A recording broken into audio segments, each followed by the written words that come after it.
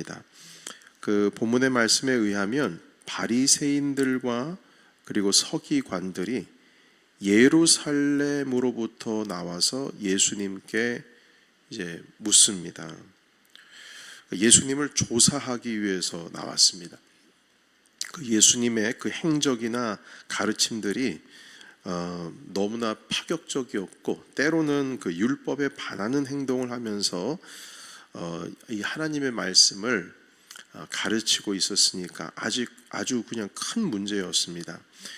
뿐만 아니라 말씀을 가르칠 뿐만 아니라 그것에 더하여서 기적을 행한다고 하니까 백성들의 마음이 예수님께로 향할 수밖에 없죠. 그래서 이 종교 지도자들이 이러다가는 안 되겠다 싶어서 예수님을 조사를 할 수밖에 없었습니다. 자, 그래서 산헤드린 공회에서 파송을 받아 예수님이 지금 머무시고 있는 그곳까지 오게 되었습니다. 그리고 예수님의 가르침을 이제 주의 깊게 듣고 또 그의 제자들이 어떻게 하는지 보고 또 어떻게 이적을 행하는지 보려고 와서 유심히 예수님의 그 행동을 지켜보고 있는데 예수님의 행동이 문제가 아니라 제자들이 문제였습니다. 보니까요, 전통에 어긋난 행동들이 참 많다는 것을 발견하게 되었습니다. 그래서 그게 무엇이냐라고 했을 때 2절에 있는 말씀, 우리 함께 말씀 읽겠습니다. 자, 시작. 당신의 제자들이 어찌하여 장로들의 전통을 범하나이까? 떡 먹을 때에 손을 씻지 아니하나이다. 아멘. 이게 이제 식사할 때에 손을 씻지 않는 것을 보고 지금 말한 겁니다. 이 손을 씻고 안 씻고의 문제는 그들에게 있어서 상당히 중요한 문제였습니다. 당신의 유대인들은 모세의 율법 외에도 구전으로 내려오는 전승들, 이런 것들, 전통들을 따르고 있었는데 이 전승, 이 전통, 이것을 개역 성경, 과거 이제 오래된 성경에서는 유전이라는 표현을 쓰고 있고 그 개역으로서 이제 바뀐 성경에 있어서는 전통, 우리가 읽는 이 성경에는 전통이라고 표현을 하고 있습니다. 그리고 다른 번역본 같은 데서는 이걸 관습이라 표현을 하고 있는데요. 그러니까 이 의미가 무엇이냐면 예로부터 우리 그 유대 교회에 있어서 랍비들이나 장로들이나 함께 이렇게 정하여서 구전으로 내려오는 그런 전통들, 관습들을 이 율법의 해석으로서 율법 정도는 아니지만 거의 동등되게 그렇게 권위를 인정하고 있었던 내용들이 있었습니다. 거의 모세 율법만큼은 아니지만 그래도 비슷한 권위로 인정하는 관습, 전통이 있었습니다. 그래서 그 전통대로, 그러니까 성경 율법대로도 아니에요. 전통대로 우리가 지금까지 해왔던 관습대로 왜 손을 씻지를 않느냐, 이것에 대해서 질문을 하게 된 것이죠. 자, 그래서 예수님의 대답이 이렇습니다. 너희들은 우리 보고 전통을 지키지 않는다고 말하는데 너희는 왜 율법을 어기느냐, 이렇게 답을 하셨어요.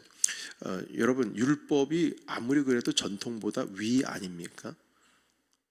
그런데 지금 예수님께서 반문하시는 것은 너희가 지금까지 지켜왔던 그 관습과 전통을 가지고 율법을 어긴다, 이렇게 말씀하셨습니다.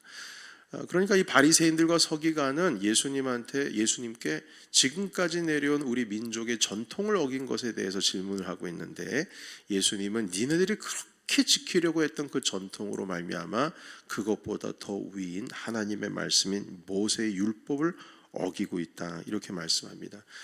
그 예가 무엇이었냐면 율법은 부모님을 공경하라고 말씀하고 있는데 그리고 아버지, 어머니 비방하는 자 반드시 죽임으로 다스려야 한다, 이렇게 말씀을 하고 있는데 너희들은 그 입으로 내려오는 전통을 가지고 부모님을 향한 공경, 이 부분에 대해서 율법을 어기고 있다, 이렇게 말씀합니다. 예를 들면 이것입니다. 부모님께 드려야 할 것을 하나님께 드리게 되면 부모님보다 하나님이 위니까 그러면 부모님께 더 이상 드릴 게 없다. 그냥 하나님께 드렸으면 거기서 끝이다. 이렇게 전통을 가지고 있었어요. 이걸 고르반이라고 하죠. 하나님께 드림이 됐다. 그래서 부모님을 공경하려고 한 그 물질, 그것을 하나님께 드렸기 때문에 더 이상 나는 부모님께 드린 것이 없어도 된다. 이렇게 해석을 할 수 있어요. 그러니까 예수님께서 말씀하시는 겁니다. 도대체 너희가 그런 전통을 가지고 결국에는 부모를 공경하라는 율법을 어겼다. 그렇게 원하고 지키고자 하는 그 전통을 가지고 그 전통은 율법을 해석하고 율법을 얼마나 잘 지키기 위한 것인지 그 해석하는 해석집이나 마찬가지인데 그걸 가지고 어떻게 율법을 어길 수가 있느냐. 하나님의 말씀을 사람들이 스스로 만든 전통을 가지고 폐하게 되었다. 이런 말씀입니다. 그러니까 여러분 전통을 따르는 것이 오히려 율법을 어기게 된 것이죠. 이 바리새인들과 서기관들은 이 예수님의 말씀에 대해서 뭐라고 할 말이 없었어요. 그러니까 이 서기관들과 바리새인들은 율법을 지키냐 안 지키냐, 전통을 따르냐 안 따르냐, 이런 문제를 가지고 지금 이 논리를 이끌어가고 있지만 예수님께서는 무엇을 지금 다루고 있냐면 우리의 마음을 다루고 있는 것입니다. 여러분 그 내용이 이사야 선지자의 말씀을 인용하시면서 가르쳐 주셨는데요. 여러분 한번 보실까요? 그 6절부터 8절까지에 있는 말씀 우리 같이 읽겠습니다. 6절에서 8절입니다. 자, 시작. 그 부모를 공경할 것이 없다 하여 너희의 전통으로 하나님의 말씀을 폐하는도다. 외식하는 자들아, 이사야가 너희에 관하여 잘 예언하여도다. 일러스되 이 백성이 입술로는 나를 공경하되 마음은 내게서 멀도다. 아멘. 여기까지입니다. 그러니까 입술로는 공경한데, 입술로는 율법을 잘 지키고자 하고, 입술로는 어떻게든지 하나님의 말씀을 지킨다고 하면서 잘 지키려고 그걸 가지고 전통을 만들기도 하고 했는데, 결국에는 그 전통으로 하나님의 율법의 말씀을 어기는구나. 결국에는 말만 그랬지 하나님을 공경하는 마음, 그 마음이 내게서 멀다, 이렇게 말씀합니다. 그러니까 우리 인간의 문제가 이 문자적으로 이 성경을 지키느냐 안 지키느냐 이게 중요한 것이 아니고 본래 그 마음부터가 지금 어그러져서 이런 일이 일어나고 있다는 겁니다. 여러분 예를 들면 이렇게 비유할 수가 있을 것 같습니다.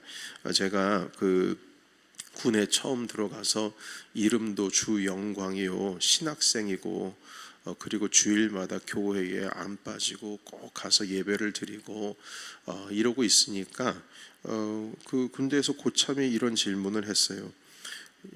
너는 담배도 안 하고 술도 안 먹고 그런데 성경에 술 먹지 말라고 한 적은 없지 않느냐, 담배 피지 말라고 한 적은 없지 않느냐. 심지어 예수님도 세례들과 제자들과 함께 먹고 마시기를 즐겼다는 표현을 봐서는 예수님도 포도주도 즐겨 마시고 하셨는데 너는 왜 그걸 하지를 않느냐, 이렇게 군대 고참이 말했어요.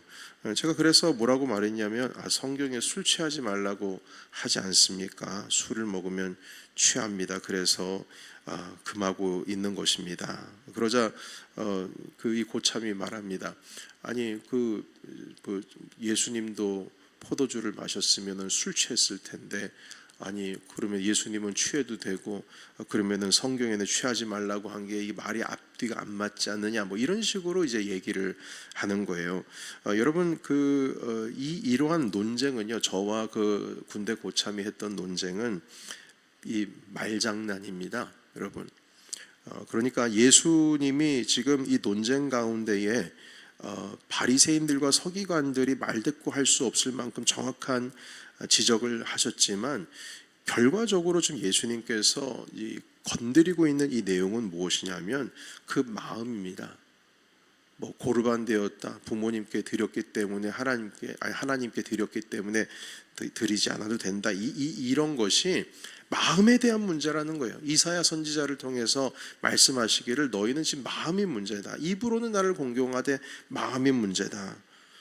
이 바리새인과 서기관들도 사실 이 말장난이거든요. 여러분, 그래서 이 예수님의 논리대로 말씀에 대답하자면 이렇게 대답할 수 있을 것 같아요.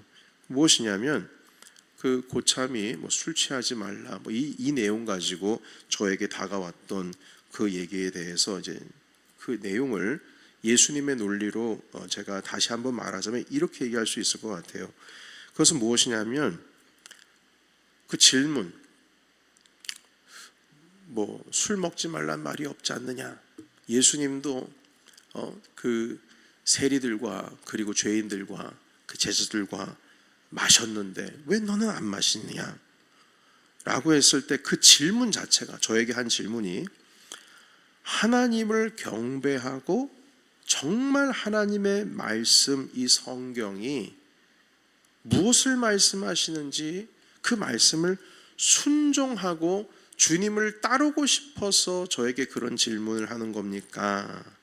아니면 당신이 마시고자 하는 그 당신의 생각과 당신의 그 행위와 당신이 그걸 먹고 마시고 즐기고자 하는 그 마음을 정당화하고 싶어서 저에게 질문하는 겁니까? 이렇게 물어볼 수가 있어요. 그러니까 술 취하지 말라. 그런데 뭐 예수님도 취하지 않았느냐?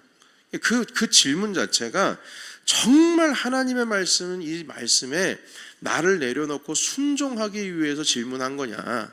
아니면 내가 지금 하고 있는 행동과 내가 원하는 것을 정당화하기 위해서 질문을 한 거냐?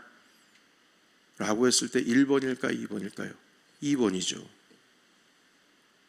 그러니까 이 본문의 말씀도 보면 부모님께 드릴 것을 하나님께 드리면 공경하는 문제가 해결된다라고 하는 이 논리는 자신의 생각과 편의를 정당화하기 위한 해석이고 자기가 편하게 살려고 하는 그 해석이지 온전히 정말 하나님의 말씀을 순종하기 위한 그런 해석은 아니라는 거죠.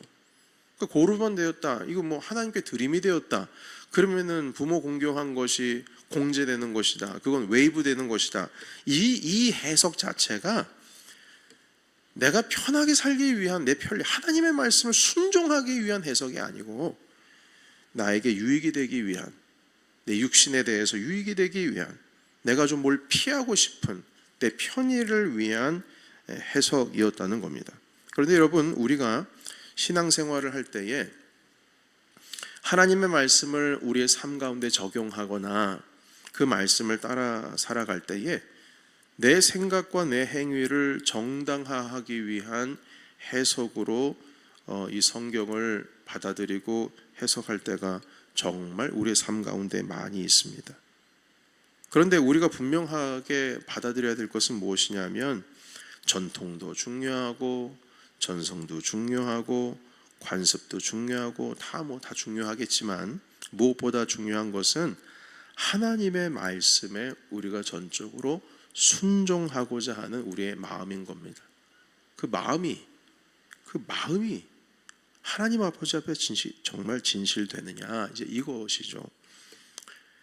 내 생각과 논리를 정당화하기 위해서 그리한 거냐, 아니면 정말 하나님의 말씀에 순종하고 싶은데 그 말씀의 진리가 무엇인지를 정말 알고 싶어서 이거 질문한 것이냐 라고 했을 때 바리새인들과 서기관들은 자기의 의를 정당화하기 위해서 한 질문입니다.